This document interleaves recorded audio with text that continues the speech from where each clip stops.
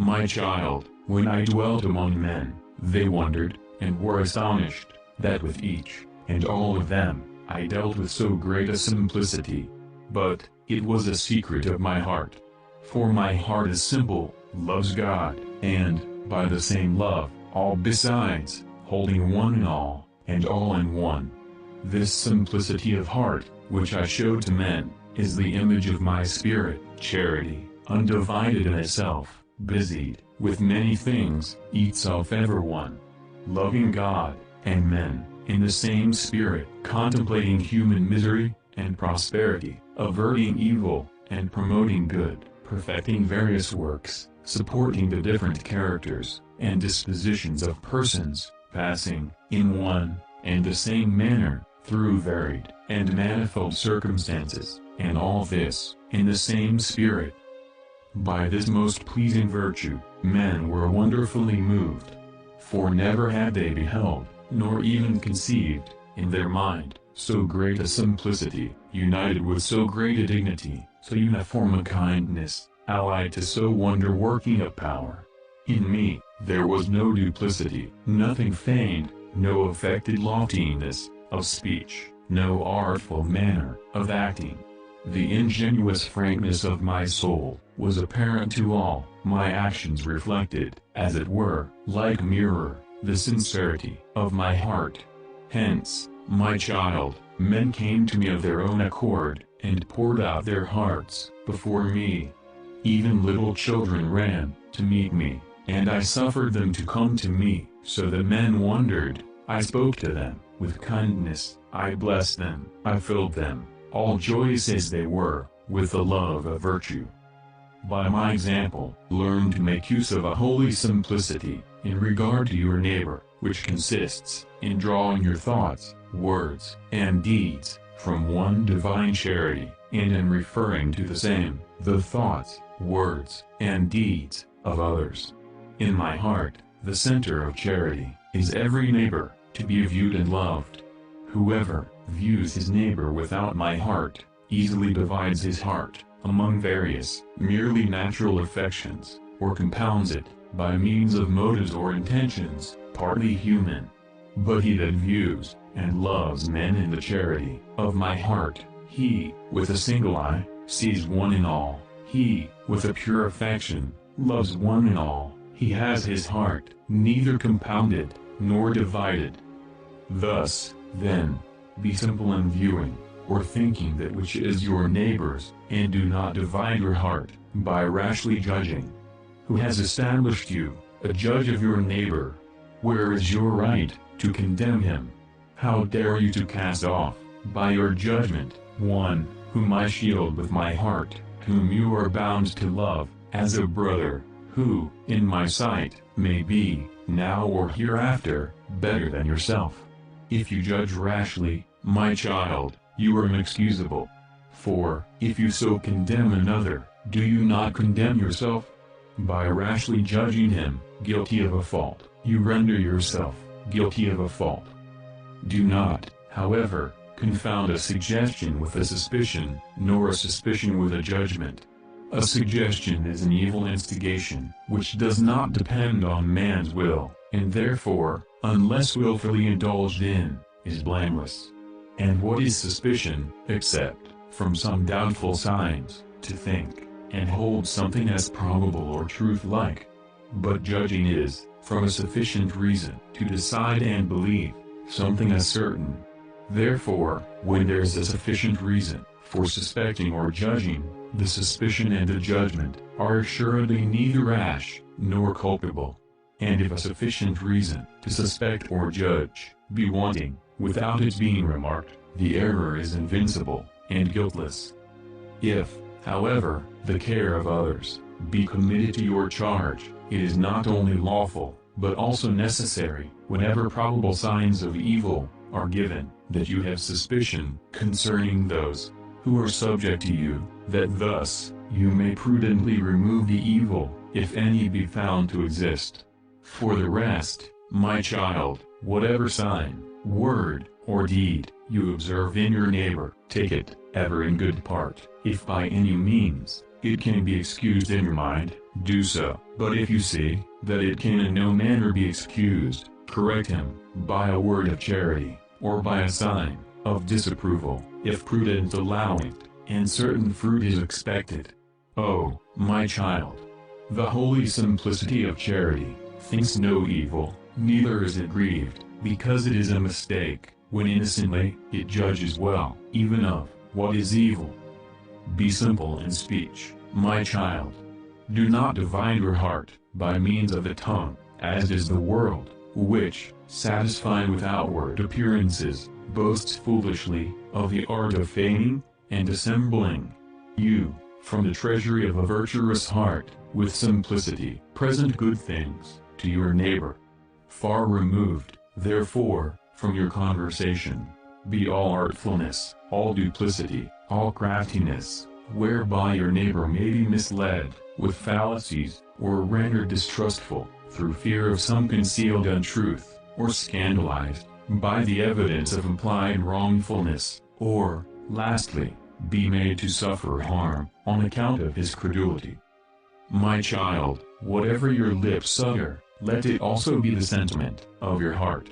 Does it, then, benefit you to express the inordinate emotions of the passions, if you feel these within yourself? Beware, lest you draw such an inference. Be far from such a belief. These emotions are not only to be suppressed by the lips, but also by the heart. Be the same to all. True and holy simplicity is courteous to all, ever agreeable, everywhere uniform. Whatever be the reasons in your favor, do not wound the union of charity, for the sake of matters which are indifferent, or do not concern you. Remember that one act of charity surpasses infinitely the multitude of all reasonings. If it happen that, by a word, you give offense to your neighbor, humbling yourself, in artless simplicity, endeavor, as soon as possible, to give him satisfaction, or an excuse. For humility alone is a reparation of wounded charity. Finally, be also simple in acting. Let there appear anew no affectation, nor carelessness. Be your whole exterior such that it may show the candor of your interior.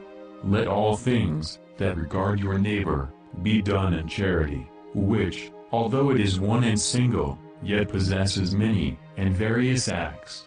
One and undivided as it is, it knows how to unite many and divided objects, to tolerate equally things unequal, and to preserve and advance those which are united.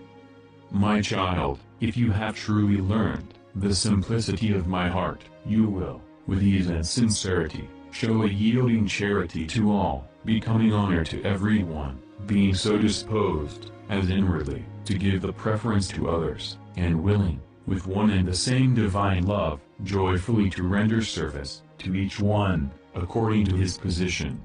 Proceed with simplicity, my child, go on straight forward, not running to the right, nor to the left, in order to speculate about things possible, or to investigate what others may think of you. In all things, seek me alone, whom you shall undoubtedly find in all, and in whom alone you shall possess all. Woe to the double-hearted, who has one thing in his heart, another on his lips, who keeps sweetness on his lips, bitterness in his heart, who outwardly professes sincerity, and inwardly hides deceit.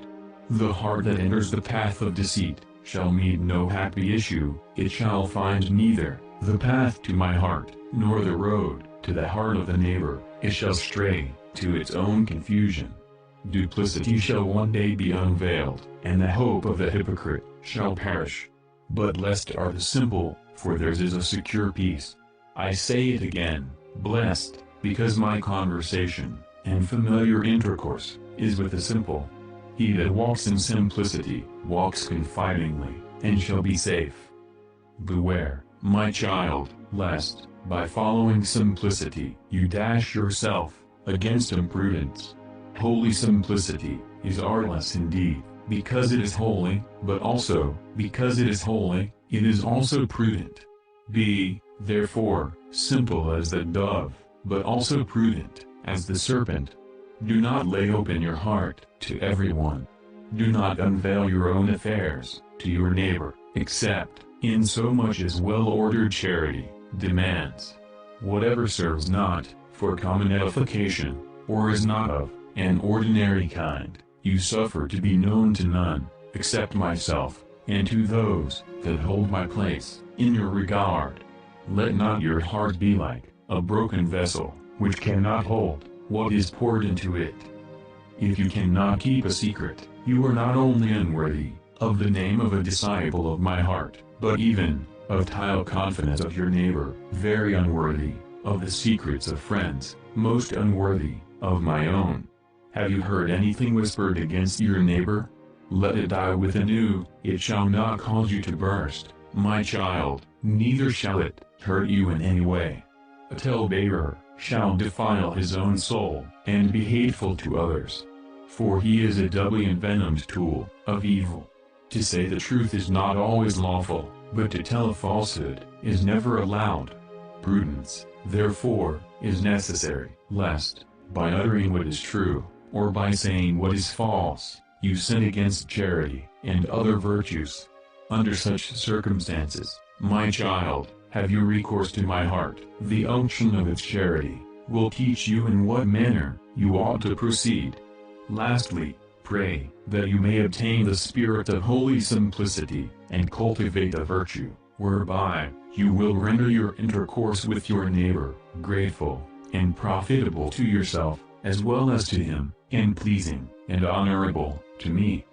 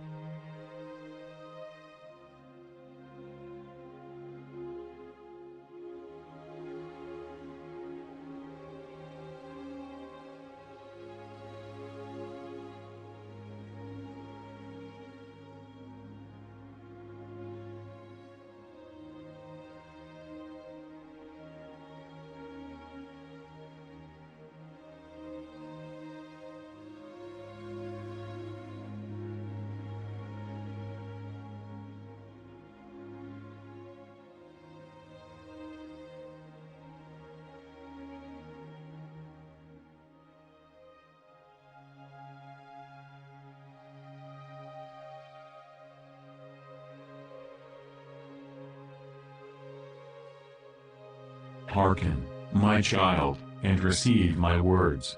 When of old, by the prophet, God spoke of his Son, who was to come into the world, he said, Behold my servant, my beloved, in whom my soul is well pleased. I will put my spirit upon him. He shall not contend, nor cry out. The bruised reed he shall not break, and smoking flax he shall not extinguish. In his name shall the nations hope. As such I came, my child, as such I was in this world. I treated men with so great a humility, so great a charity, that I was called the Lamb of God, and known by that name. See how I lived among men, how I behaved toward them. Although I was their Lord, I was in their midst, as one ministering. From all parts, they came hastening to me, with whatever ailment they might be afflicted, knowing that to me humility was habitual, mildness natural, that goodness was the very essence of my heart. And, indeed, the first, or the least sigh of anyone who was miserable, moved my heart, and awakened all its tenderness. Did I ever cast off anyone? Did I ever slight the poor, or ever, the least of all? Did I ever show a sign of dislike to anyone? On the contrary, I embraced and cherished all with the greatest marks of kindness. Consider, my child, and reflect with how great a tender-heartedness I treated little children, with what endearing and even-minded humility I taught the ignorant, with how steadfast and generous a courage I dealt with the troublesome, with how glowing a zeal with worldlings, with how feeling a composure with the afflicted, with how great an affability with sinners, with how holy a love with the good, with how humble a charity with all. This humble charity, the characteristic virtue of my heart, ravished the hearts of all, to such a degree, that, as the envious murmuring complained, the whole world went after me. My child, this humble charity of my heart overcame the whole world. For where do you think arose so wonderful, so sudden, a conversion of the world, if not from the secret unction which moved, and the well-known goodness of my heart, which attracted all?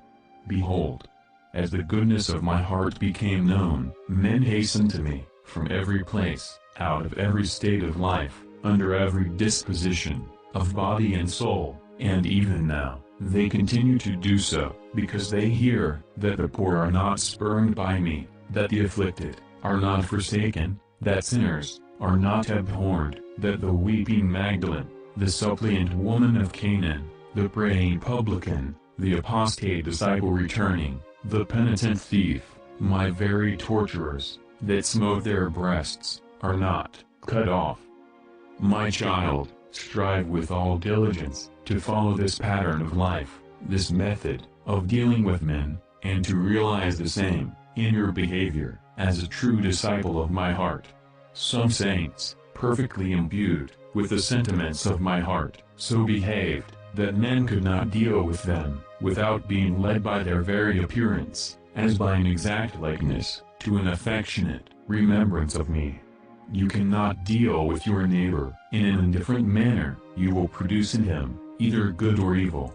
No one can treat with men without loss, either to himself or to another, except whoever is willing, with a sincere heart, to humble himself before men.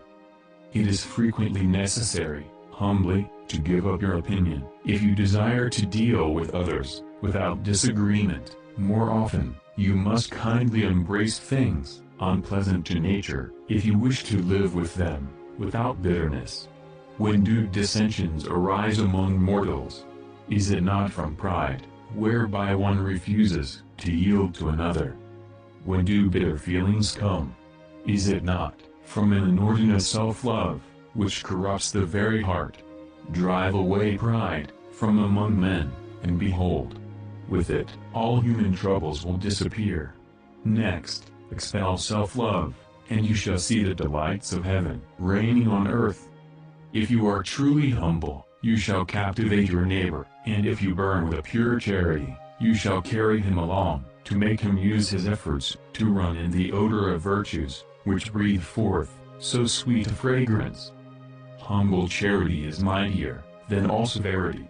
This, whilst outwardly it may hinder evil, inwardly estranges from good, that on the other hand, corrects evil, and causes good to be loved. Nothing is more easy in directing than severity or laxity, but what is there more dangerous for men than the former?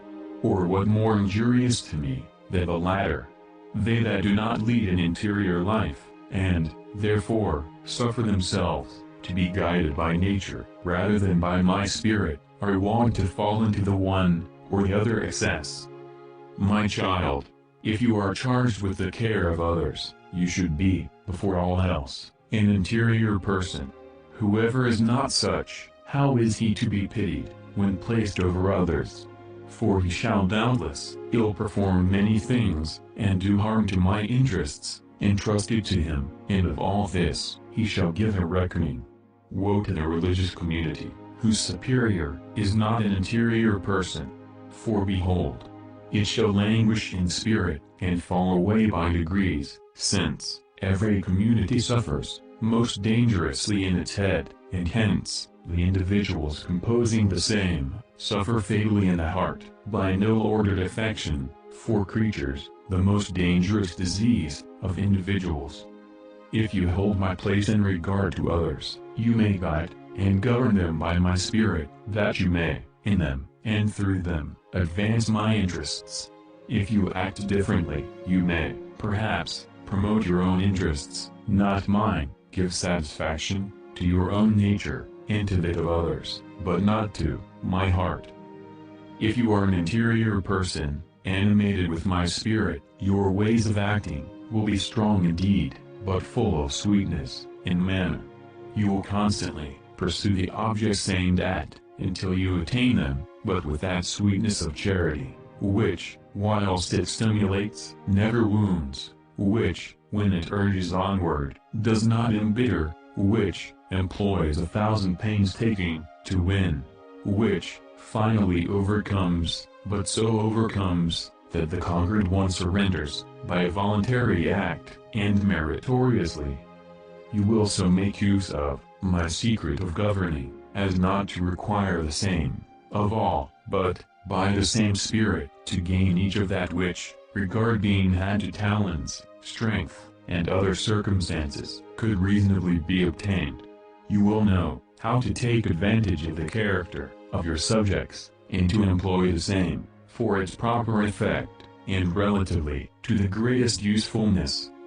You will take heed, lest, under any pretense, you estrange subjects, or render them dispirited. And you will strive to treat subjects, as I treated my apostles, so that, full of confidence, they have recourse to you, in every difficulty, and find you, ever animated by my spirit, and devoted to them, that thus they may live, ever cheerful, and serve me with a willing mind, and a large heart. Remember, my child, that there is nothing more difficult, than to punish beneficially. Wherefore, if, at any time, it be necessary to punish, see you not make the evil worse, take care lest, outwardly you encrust, and widen, the individual, as if he were a sepulchre, and enclose and keep, rottenness within. Never, by word or deed, rebuke another, if either yourself, or he, be excited with anger.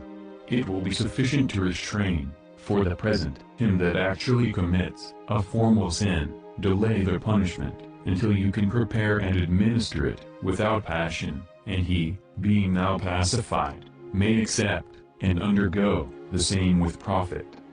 Never needlessly sadden anyone, if, at any time, you are obliged to say or do things, unpleasant to others, soften them, for charity's sake, with good reasons, and season them, with such a sweetness of manner, that whatever is bitter, may be felt as little as possible.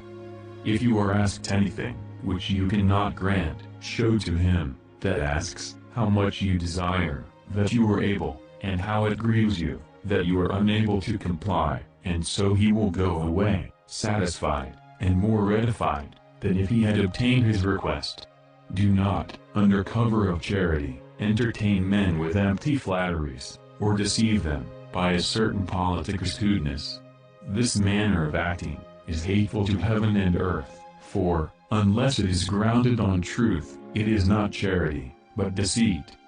On the contrary, my child, you must so manifest in yourself, the character of the humble charity, of my heart, as to be, in every place, the good odor of my example.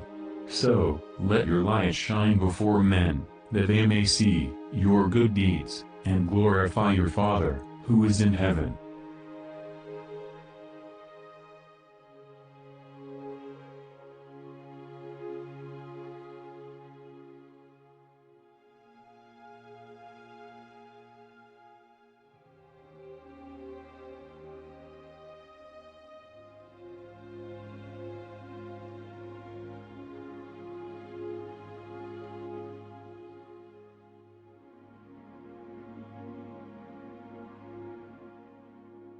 Do you not understand these things, my child?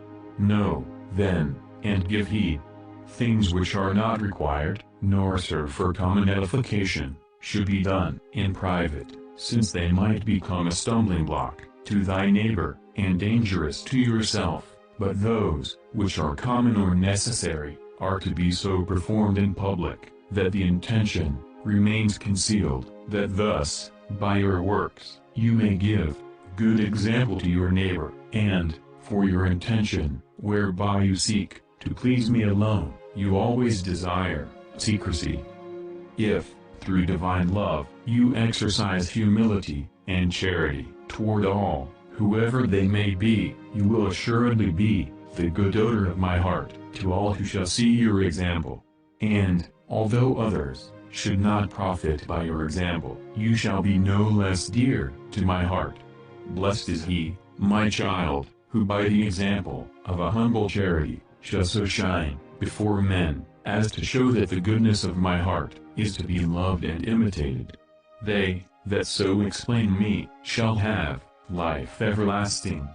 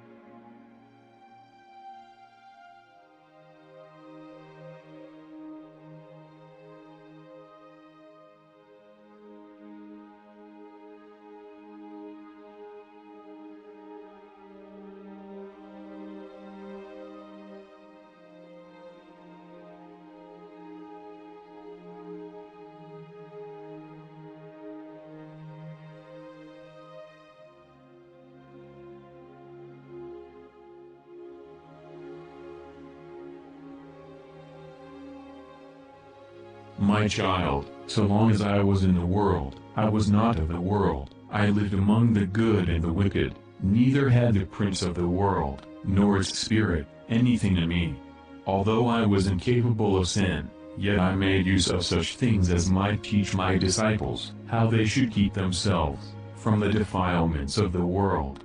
Inwardly, my heart was so estranged from the world, that it was affected by nothing which is of this world. It so burned with divine love, that, like a flame, it ever roused, above all things created. It was inwardly self-collected, whilst it was busied outwardly. Within, it remained united to God, whilst without, it was occupied with men. But, outwardly, everything in me was well ordered, the senses were passionless, my behavior, full of discernment. So prudent and holy was my conversation, that my very enemies went away, saying, Never has man spoken like this one. Nothing was ever imprudently uttered, nothing was unguarded, no dangerous familiarity, no levity, but a certain placid seriousness, tempered with a wonderful sweetness, distinguished my outward carriage.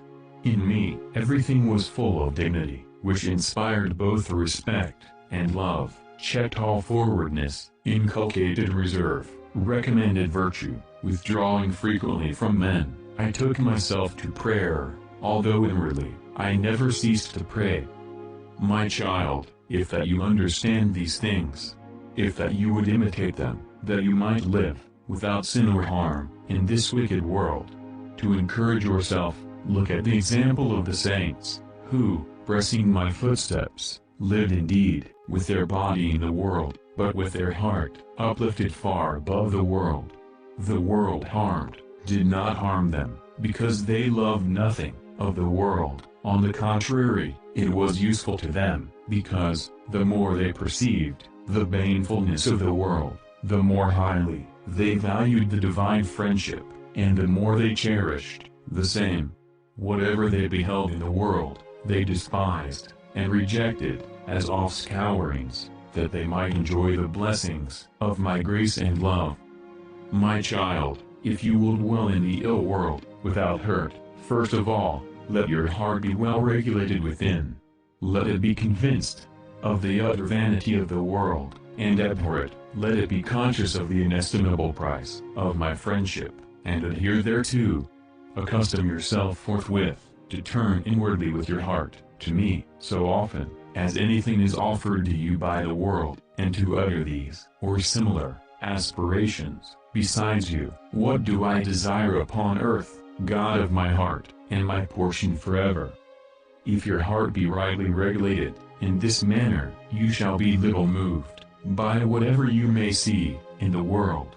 No more, the world, even in spite of itself, will work with you unto good, because it will often drive you to me, the center of your felicity, and will make you understand more and more fully the unutterable wretchedness of the world, and the blessedness of my service. Keep your heart so disposed that it be neither troubled at the greatness of the crimes of others, nor scandalized by the perverseness of the wicked, nor let it hesitate to continue with me, in spite of any attempts of hell, or of the world. Know, my child, that the wicked, among whom you may live, can in no way harm you, if your heart effectually dissent from them. It is not in the power of the perverse to injure you, provided you are unwilling. For no one is harmed, except by himself. Notwithstanding, since the flesh is weak, and the heart prone to evil, it may happen that the senses, unless carefully guarded, do, to your great peril, bring the foe, even to your very heart. It is, therefore, necessary, in your intercourse with the world, to guard all the avenues of the senses, if you do not wish to be exposed to the danger of discovering that, by degrees, you become affected, defiled, corrupted. The things of the world, which fall under the senses, you ought to see, as if you did not see them, to hear, as if you did not hear them, in short, to perceive them, by means of the senses, as if you did not perceive them. But your chief watchfulness ought ever to be exerted over your heart. For, even should the enemy secretly penetrate within the gates, if you yourself do not open your heart, he shall be unable to enter, or to destroy you. Therefore, preserve with the greatest care the unshaken resolve of cleaving to me with your whole heart, of wisely protecting all the approaches to your heart. After this, attend with confidence to your affairs, prepared with a resolute mind, in every danger, to have recourse to me, and to act with fidelity. My child, you will avoid many dangers, if, at ill times, you show a certain dignity, not indeed an ill artificial one, but one that springs from virtue, such as is befitting in every disciple of my heart. Wherever, therefore, you may be, so deport yourself, that there appears in you nothing mean, nothing light, nothing, either forced or feigned. On the contrary, let there shine forth in you an easy, sweet decorum, which is well suited to restrain others, and to fill them with respect. Do not, in act nor in affection, enslave yourself to any creature. Always and everywhere, keep yourself free. Neither do you entrust yourself, and what belongs to you, to all and everyone, but try the spirit, and mistrust the same, unless proved. Remember, that many have been deceived by appearances, and destroyed by an imprudent familiarity.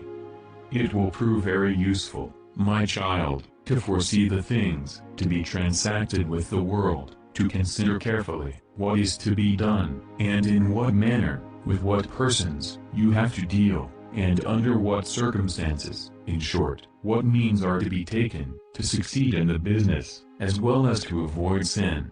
You should, however, rely more upon divine grace, than upon your own industry. You must, therefore, frequently, turn yourself to me, ask my counsel, and entreat me.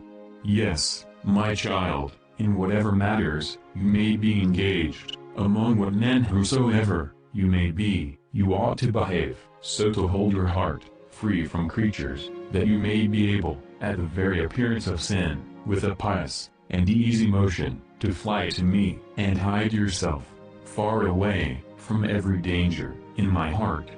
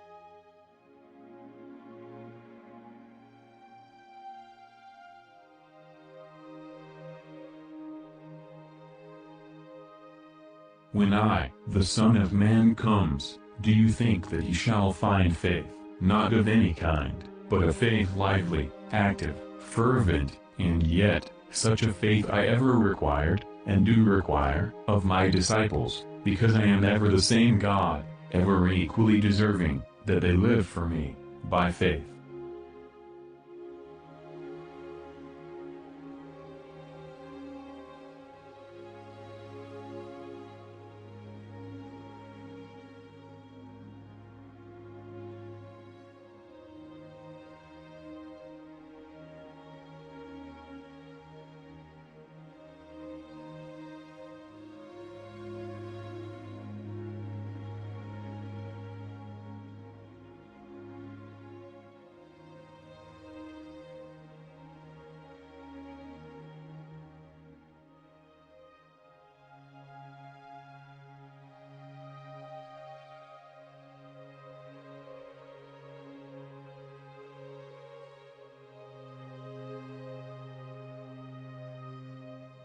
Rightly do you believe this, my child, because the universe bears witness that I am God.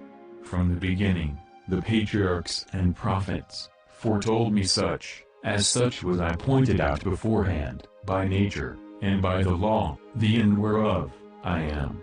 As such, did all the elements acknowledge me, the heavens confessed me, since, at my birth, they displayed the star, the sea declared me, since it suffered itself to be trodden by my feet, the earth proclaimed me, since, at my passion, it quaked, the sun recognized me, since he hid the rays of his light, and grieved, for the expiring author of his being.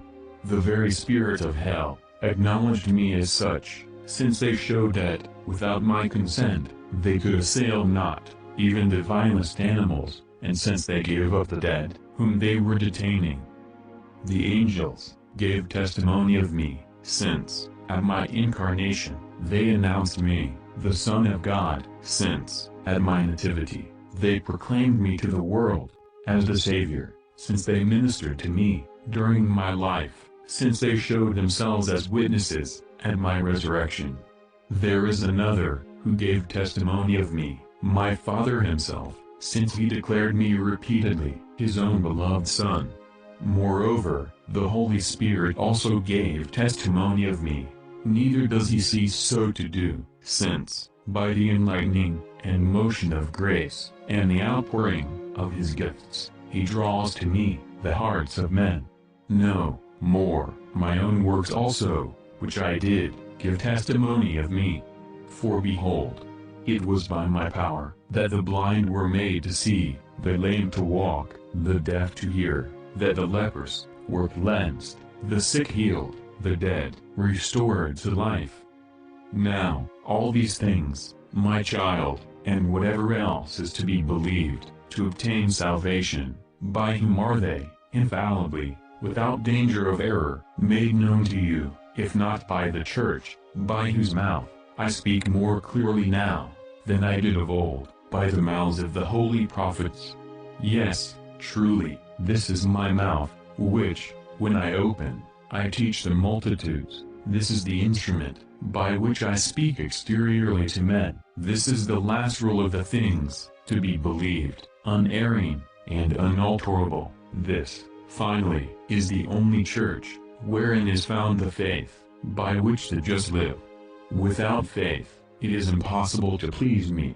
Whence it is clear, that every just man who is mine, live by the faith, which works through charity. My child, the life of faith possesses, as it were, certain degrees, the first of which is, when man, aided by grace from above, by reason of the divine authority, believes me, as I speak through the Church, and live, in the state of grace. My child, a miracle is God's testimony, a miracle is an evident utterance of God, and the infallible seal, of divine truth. Now, the Church herself is a miracle, an evident miracle, whether you consider her origin and propagation, since, established by miracles, without human aid, in spite of hell, in spite of all the powers of the world, in spite of every kind of wickedness of men, conspiring by every possible means, she went forth, like lightning from the east, and appeared, even in the west, or whether you consider her preservation and uninterrupted growth, since, whilst so many of her degenerate children, in every age, attacked her anon by fraud, violence, rage, and so many fierce persecutors, at all times, never grew weary with attacking her in open and secret ways, she herself, amid the ruins of centuries, whilst all the kingdoms of the earth, crumbled into dust, stood always more firm, more magnificent, more glorious, crowned with victory, as often as she was assailed. Wherefore I, God, speaking by miracles, speak through this same Church, an ever-enduring miracle. Blessed is he that hears this Church, one, holy, Catholic, apostolic. He that hears her, hears me, certain that he is in the way of saving truth. He that will not hear her, is like the heathen, and publican. Neither does he hear me, nor can he be otherwise, than on the road of death, bringing error. My child, if you will be safe, and secure, clean, with heart and mind, to the Church, which I built upon the immovable rock, which I cemented, with my blood, wherein I dwell, which I govern, by my Spirit, quicken, with my heart. Hold your mind so prepared, that to whatever she may teach or command, you submit yourself, humbly and cheerfully, and keep your heart so disposed, that you love her affectionately, as your best mother, the kind parent, of them that are to be saved. However, faith, to be a saving one, must be enlivened, by sanctifying grace. For, without this grace, it neither unites you to me, nor does it make you a living member of the Church, my mystical body.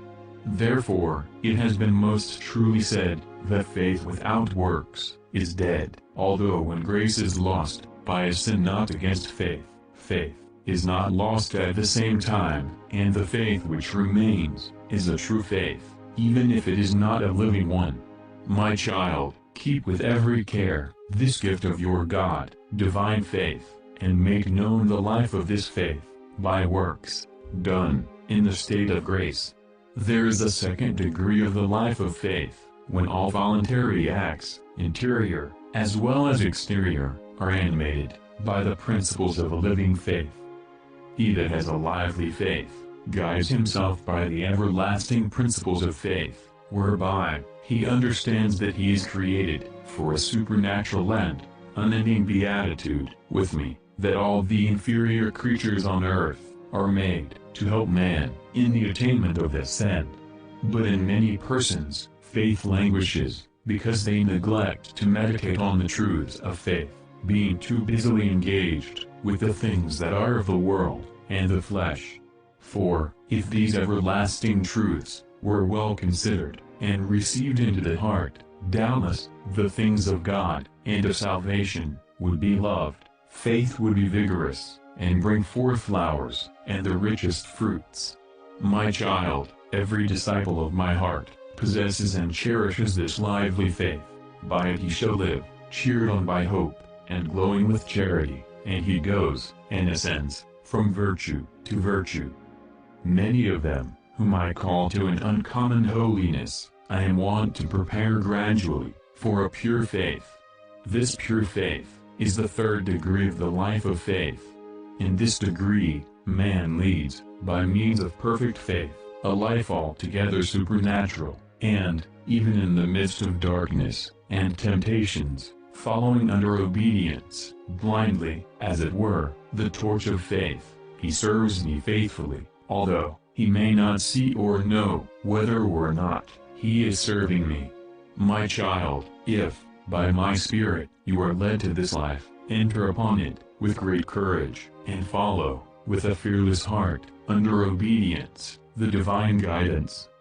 And, when you are now walking in these interior ways, where you shall see nothing, but where you shall perceive, on all sides, enemies, by whom you shall sometimes think yourself already ensnared, where you shall descry underneath yourself the yawning abyss, into which you suppose yourself ready to fall at every step, where, lastly, you shall deem that heaven above is incensed against you, and that you feel this, going ever onward, without knowing by what way or whither, but supposing that you are ever coming nearer to your destruction. Then, my child, enliven your faith, and follow, with a pure faith, even blindly, the guidance of them that hold my place in your regard.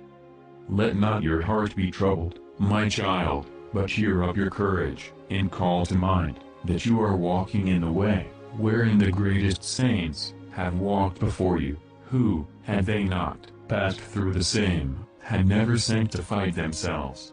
When, finally, all secret pride and self-love have been sufficiently rooted out, when the intended purifying shall have been completed, according to my designs, then the eyes of your soul shall be opened, and, filled with astonishment, you shall find yourself in a new way, which will be like a pledge of life everlasting.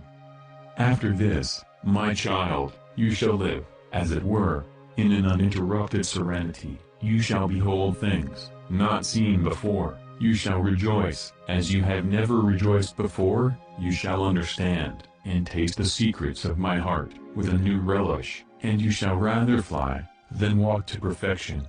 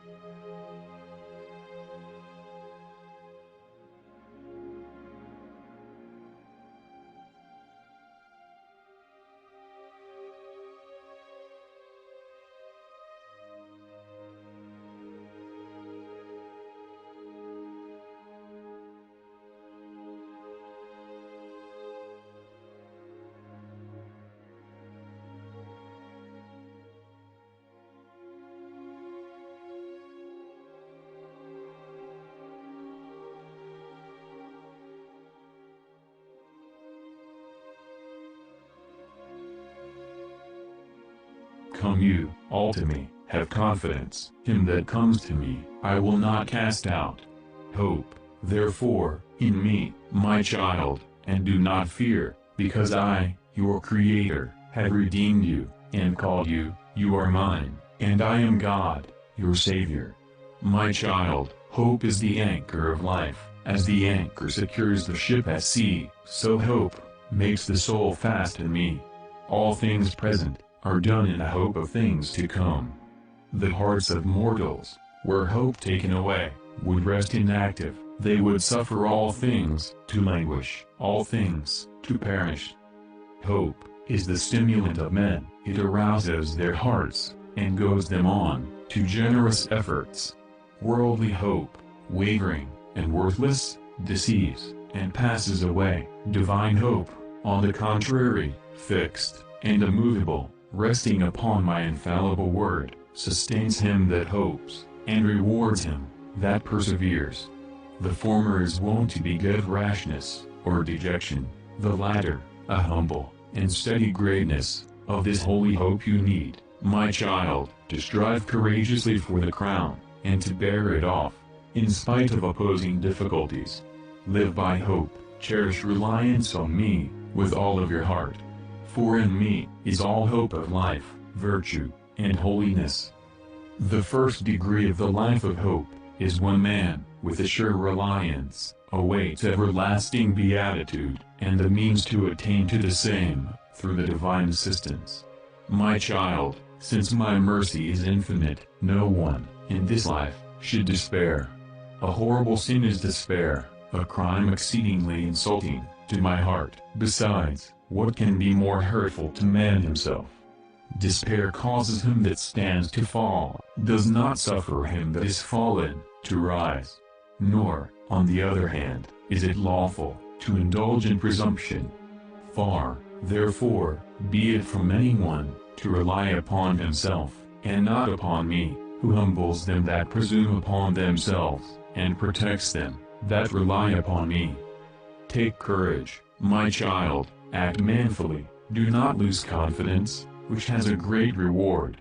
For to them that hope in me, and labor valiantly, unto the end, life everlasting is mercifully promised, by me, as to my children, and it will be faithfully given to them, according to my promise, as a reward, for their own good works, and merits. The second degree of the life of hope is, when, amid casual events, and things adverse, a person so trusts in my most wise and loving providence, that, after having done, with a good and upright will, whatever he was able, he confines himself altogether to me. My child, when matters do not proceed according to your wishes, do not meanly give way to despondency, but cheer up your spirit, and have recourse to my heart.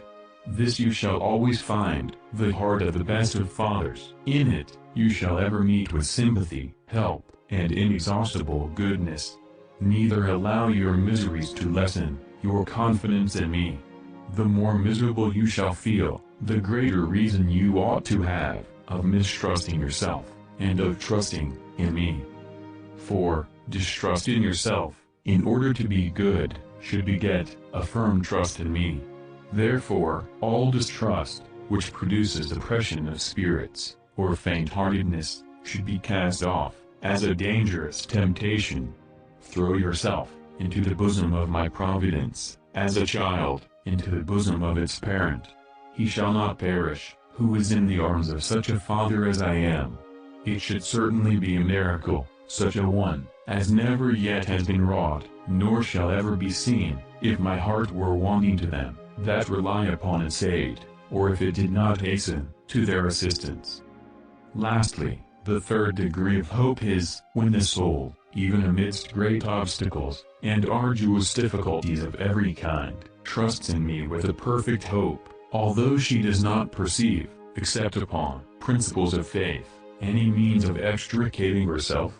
If you do not see how you may escape from the troubles that rush upon you, raise yourself, my child, above all things human, and, with a pure hope, entrust yourself wholly to me, rely altogether upon me, with whom rests both the power to help you, if I so wish, and the will, if it is for your good. The more desperate matters appear, the more firmly you ought to hope in me. For it is a characteristic of my heart to grant more plentiful divine aid to them that are most forsaken, and have recourse to me with confidence.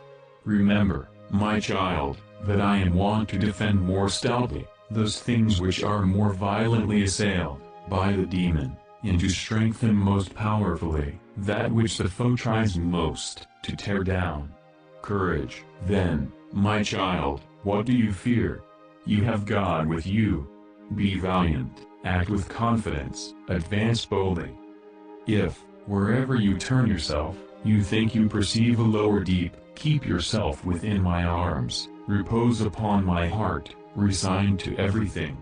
Then only, when you shall be sufficiently free from all self-reliance and expectation, when, in a human sense, you shall deem yourself lost, you shall find, in a marvelous manner, both yourself and me, yourself saved, and myself present, in person.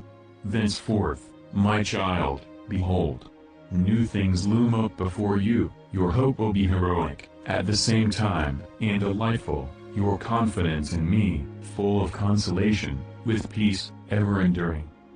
My child, I know what is advantageous to you, I can do what you cannot, suffer me to act, and, praying and hoping, do you cooperate with me. Many there are who, if they obtain not forthwith whatever they hope or ask for, are cast down, and become faint-hearted. My child, whoever asks with confidence that which is not contrary to his salvation, or to my honor, always receives.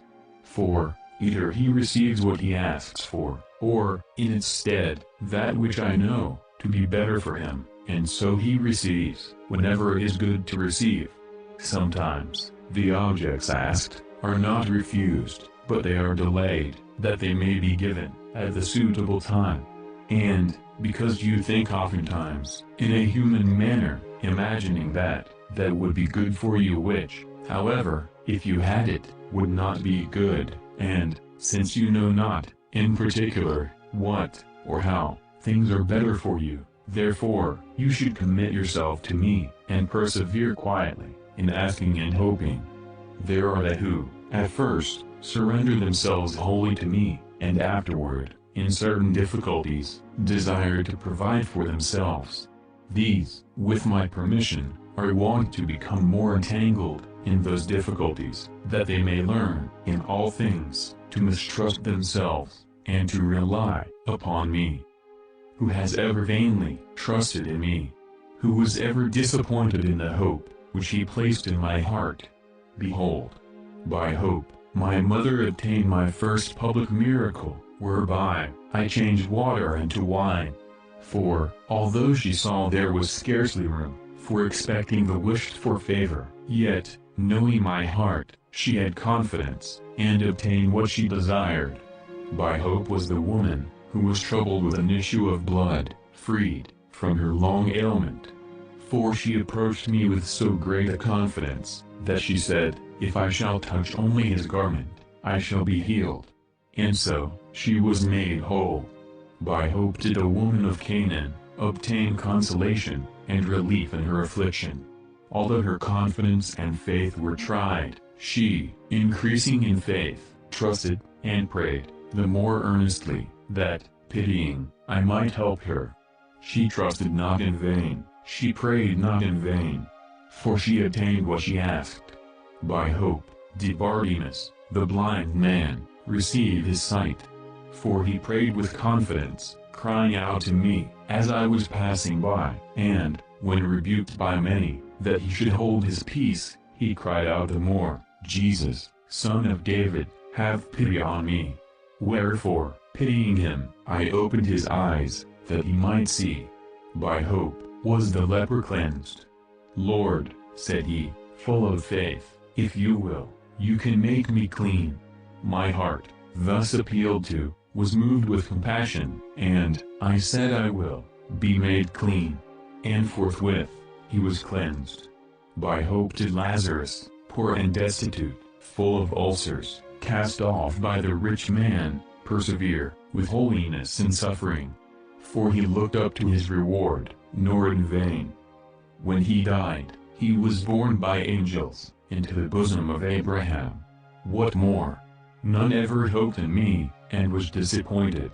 Wherefore, my child, lay aside all fear, lay aside distrust, in life and death, give yourself up to my heart.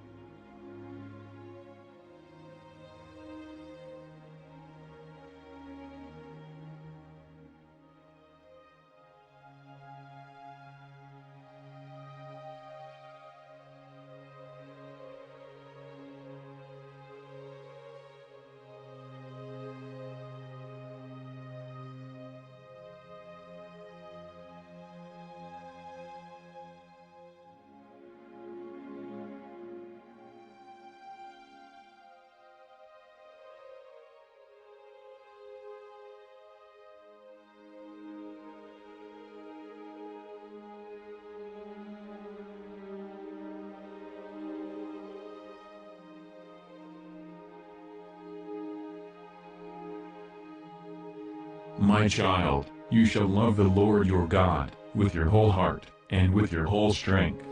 This is the greatest commandment. I am your God and your Lord. By me was created, by me redeemed. This, then, is my command, that you love me. Is it not an easy command? Is it not sweet? Is it not beneficial? Is it not replenished with every good? What is more easy than to love? Love is the life of the heart. Without love, the heart cannot live. Thus, was your heart constituted from the beginning. I myself so created, so formed it. For I made her heart, that it may love, but love me. You know, my child, who I am, and what manner of heart is mine. Can you find on earth, or even in heaven, a sweeter object of love than my heart? Is not my heart very sweetness? Ask of them that have experienced it. Ask the saints who, inebriated with the sweetness of my love, forgot all worldly things, yes, found that which was naturally bitter, sweet, and full of consolation. Ask the angels, who possess my love, and rejoice, and exult there forever. Can you find in any other object so much blissfulness, for time and for eternity? What true good is there, which you cannot have, in my heart? Enlarge your heart, as much as you may wish, behold. All your desires shall be filled.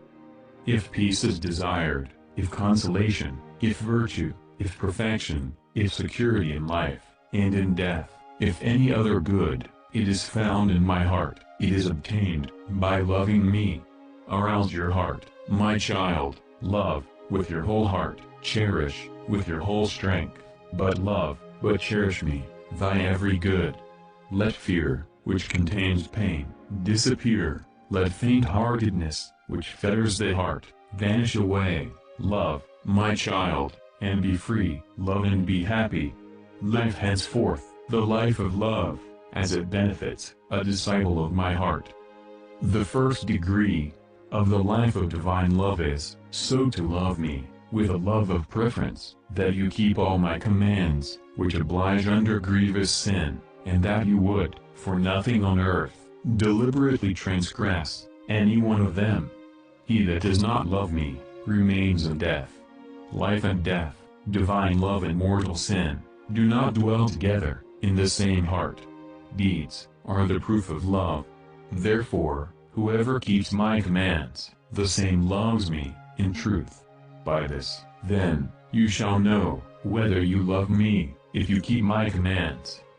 Now, this degree of love is necessary to all, for salvation, insomuch that, should anyone know all mysteries, and every science, should he distribute all his possessions, to feed the poor, should he give up his body, to be burned, should he speak with the tongues of angels, or should he possess any other powers whatsoever, and have not this degree of divine love, it avails him nothing, for life everlasting.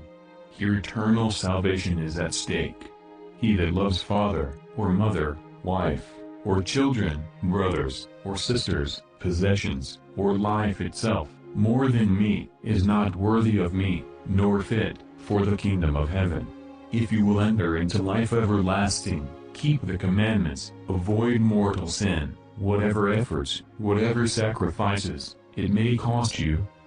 The second degree of the life of divine love is, to love me, with a love full of affection and generosity, that you always seek effectually to please me, and would not, for any consideration whatsoever, offend me, even by a venial sin.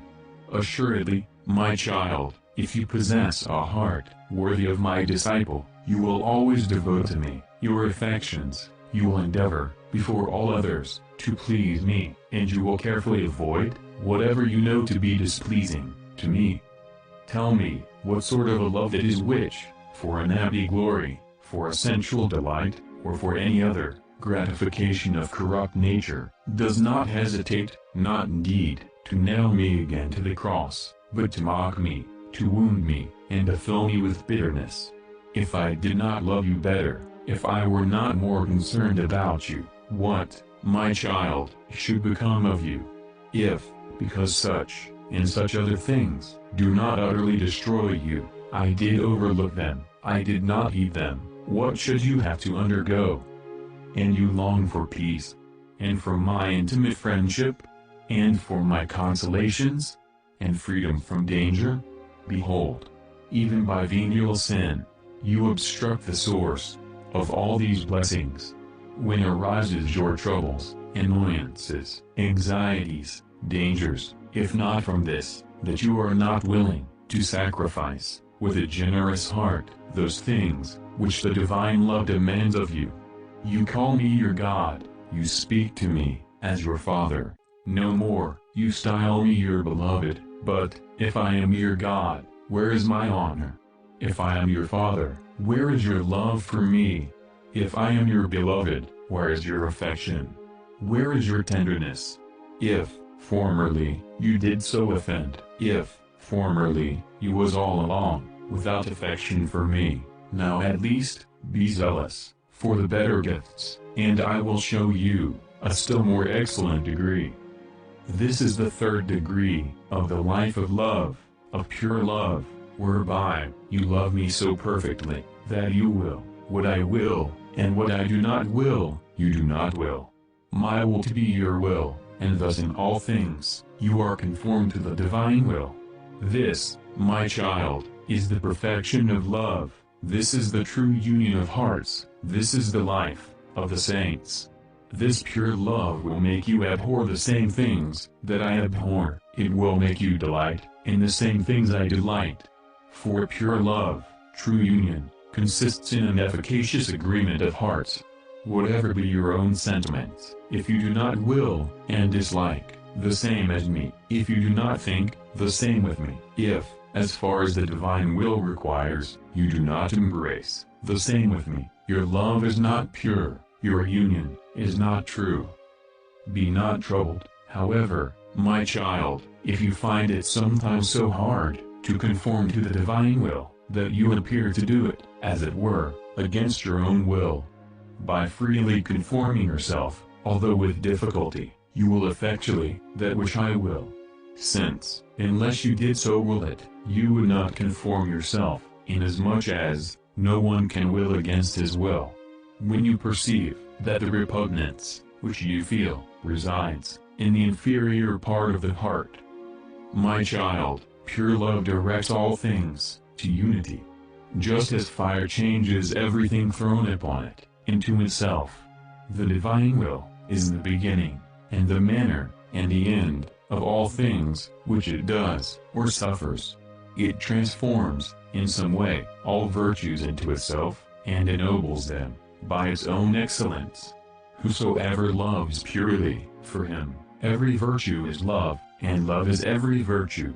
My child, if you have not actually reached this oneness of love, use your endeavors, accustom yourself to live by love, to act by love, to suffer by love, you shall attain to it afterwards.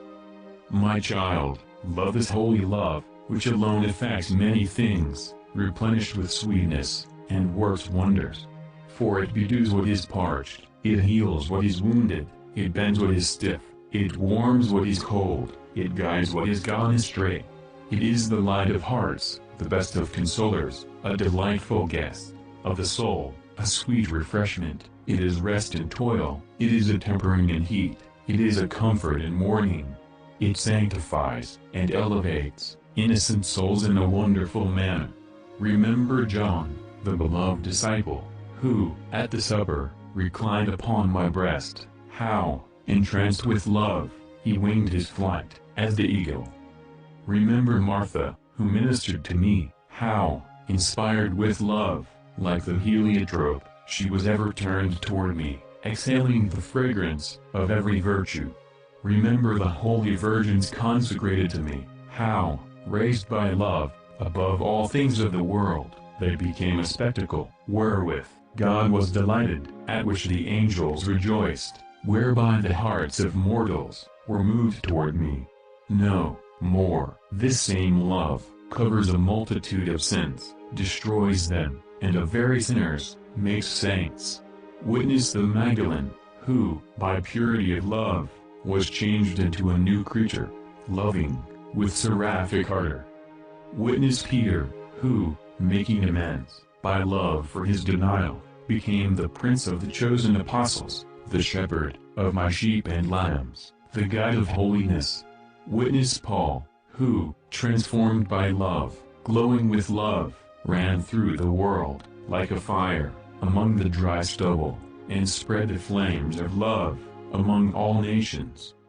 My child, love is learnt by loving. If you desire to make great progress in the art of divine love, love much. Do not rest, satisfied with a dry love, which possesses no unction. Cherish a love full of affection. It does not, indeed, depend upon you to feel a sensible love, but if you do cherish it, you can always possess an affectionate love. You will cherish it by praying devoutly, by asking frequently for the gift, or the increase of the gift, of love, by conversing with me, more by affection than by reflection, by pouring out the heart, rather than by busying the mind before me. You will cherish it by possessing a feeling of gratitude for all the favors you have received from me, life, preservation, all the gifts of nature, redemption, vocation, grace, all the means of salvation, in short, all supernatural favors.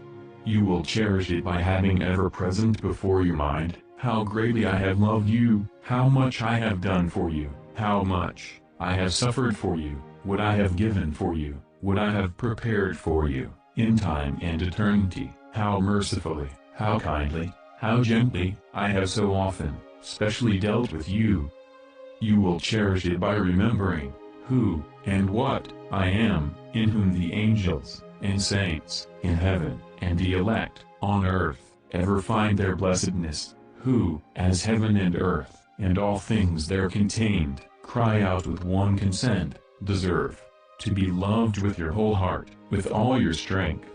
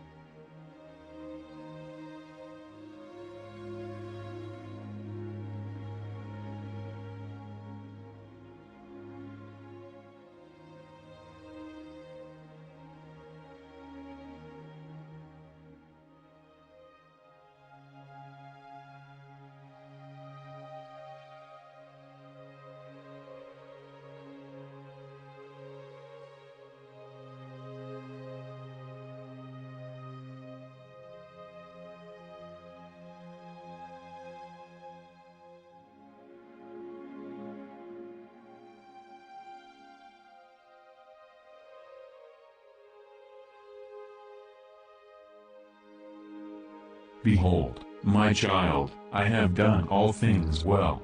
The things which were pleasing to my Father, I did always. Did I ever stand still in those things, so long as I live? Now, then, whoever desires to remain with me, must also walk, as I walk. For, if he stands still, whilst I am walking, how can he remain with me? My child, true virtue stands never still in this life, for, if it neglects to make further progress, it is either a failing, or lukewarmness. Let him, who is just, be justified still, and let him, who is holy, be still sanctified. However much therefore, anyone may have advanced in virtue, he must, and can advance still further. For, either something better can be done by a person, or the end of his actions can become purer, through love, the object of which is infinite, or the different circumstances of the actions may be performed in a manner more excellent. Hence, my child, if you examine yourself with an upright heart, you shall find sufficient matter to humble yourself, when you find that you have often been deficient in some part, and you shall have, at the same time, a powerful incentive to make progress, for love of me, who lovingly approves, and reward in a liberal manner, whatever is good in your works, who endures, or even pardons, when asked, in a contrite manner, that which is defective. Do not measure your progress by natural facility, or sensible devotion, or any other natural disposition whatsoever. All these things are unreliable, and deceitful. But do you measure, reliably and safely, your progress in virtue, by the efforts which you make, generously to overcome, or deny yourself, for love of me? Beware, my child, lest you be satisfied with virtues merely natural. For these, since they spring from nature, can neither bear everlasting fruits, nor produce flowers of heaven, and, if they put forth any buds, or bear anything, it is only for time, which soon vanishes away. Every planting, which God has not set out, every plant which does not spring from divine grace, shall be rooted up. Advance toward things more perfect, by means of solid, and supernatural virtues, which, sprung from the principle of grace, become strong, and perfect by generous, and repeated acts, blossom, and bear fruit exceedingly, for life everlasting. That which is more perfect in itself, is not always better for you, but that is ever more useful to you, which proceeds from the divine will, and, by means of true virtues, helps you to reach your end. Some there are, who place progress in multiplying their practices of piety, others make it consist in performing different things. And all these, so far from making any progress, are not rarely wont to go backward, both because perfection does not consist in these things, as they are simply means of perfection, and because, being hindered by the multiplicity and unsuitableness of the means, they are unable to reach the goal. Assuredly, my child, more perfect in my sight, is the simple servant maid, who, through love for me, does that which, according to her state and employment, the divine will requires, than the religious person, who, neglectful of the duties of her calling and office, passes days and nights in prayer, or in shedding tears, through feelings of devotion.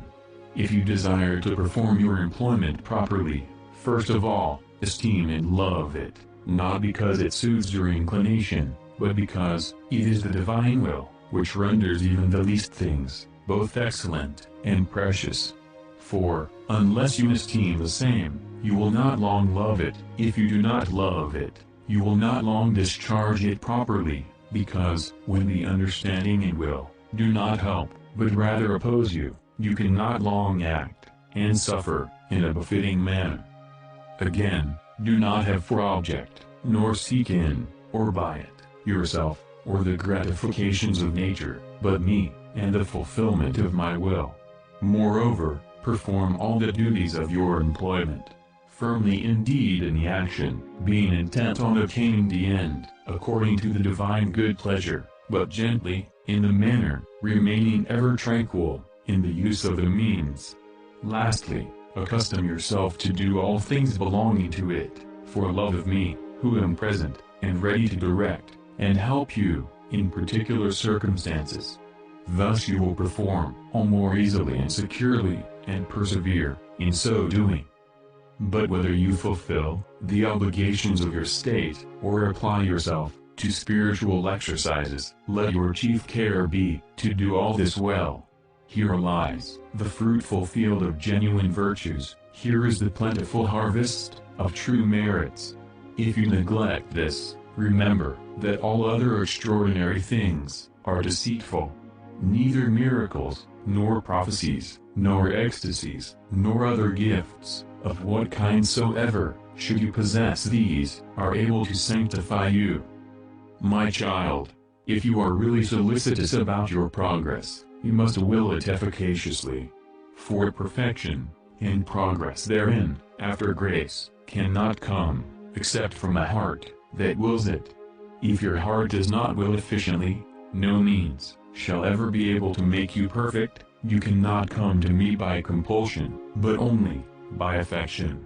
Call to mind how many saints, amidst the greatest obstacles, with few outward means, have reached the very height of virtue, because their heart thirsted unceasingly for perfection. Blessed are they that hunger and thirst after justice, for they shall have their fill. If anyone thirsts after this, let him come to my heart, and drink of the fountain of living water, springing up into life everlasting.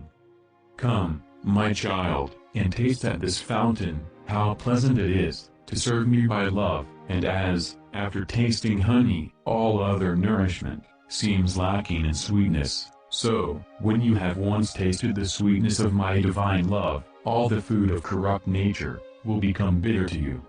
Pray, my child, pray fervently, that you may be enlightened from above, to understand the exceeding value of perfection, and that you may be enkindled with a ceaseless longing of attaining thereto.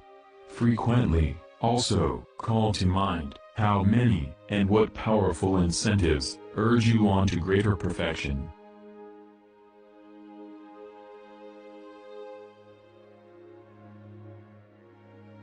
Consider, my child, who he is, whom you serve, how lovely, by reason of his infinite perfections, which ravish the very hearts of the inhabitants of heaven, and you shall be aroused to my service, so full of love and sweetness.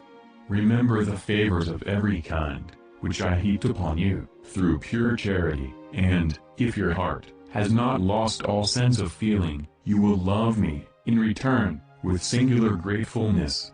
Weigh the enormity and multitude of your sins, which I pardoned you, with a heart so paternal, and will you think, after this, that you can never do enough for me? Think on the manifold and continued unhappiness of them that are lying in sin and lukewarmness, and again, on the unuttered felicity of them that serve me, with fervent love. Look upon the marvelous beauty of virtue, and the unspeakable ugliness of vice, how the former unites men with angels, and the latter makes them like unto demons. Meditate on the shortness of this life, and the eternity of the life to come, the certainty of death, and the uncertainty of its hour. Ponder, with mind and heart, what it is to be in hell, without end, what it means to be in heaven, throughout all eternity, and remember, that the one or the other, awaits you.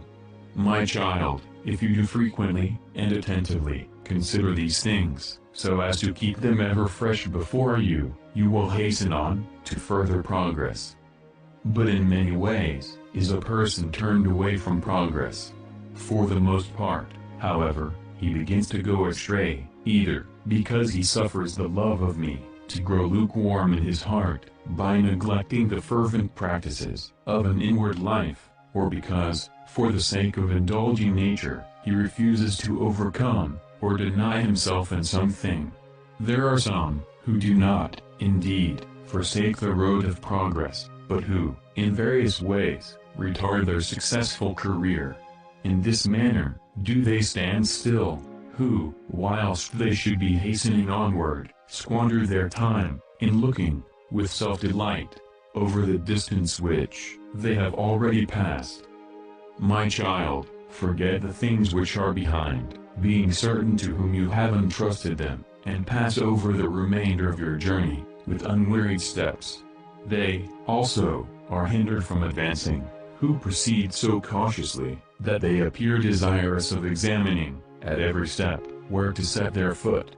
But, my child, you must trust rather in me, than in yourself, and, using a reasonable diligence, with a courageous effort of divine love, you fly forward, through every obstacle toward your end. They, too, are kept back, to frighten the imagination, and fetter the heart, by future difficulties, which, perhaps, will never occur, so that, through fear, and faint-heartedness, they hardly dare, or can move. My child, sufficient for the day is the evil, today, therefore, advance cheerfully, leave the future tomorrow, to me, I will provide. Remember, my child, that, by the weight of nature, you are ever prone, to a certain inactivity, or indolent repose. Often, therefore, you must stir up the will, by the fervor of the spirit, and take fresh courage. If you yield to this natural indolence, if you give up the efficacious will of perfection, you will no longer perform anything worthy of a disciple of my heart. You shall begin to grow sluggish, to fall away, to be filled with miseries, and to experience unhappiness. A soul possessed of a resolute will, fervent and cheerful, acquires in a few months that degree of virtue, to which a slothful soul, ever in distress, and groaning, cannot attain, in many years. My child, if you possess a determined will of always advancing, you have reason to rejoice. For a good will of this sort is a manifest proof of the divine friendship.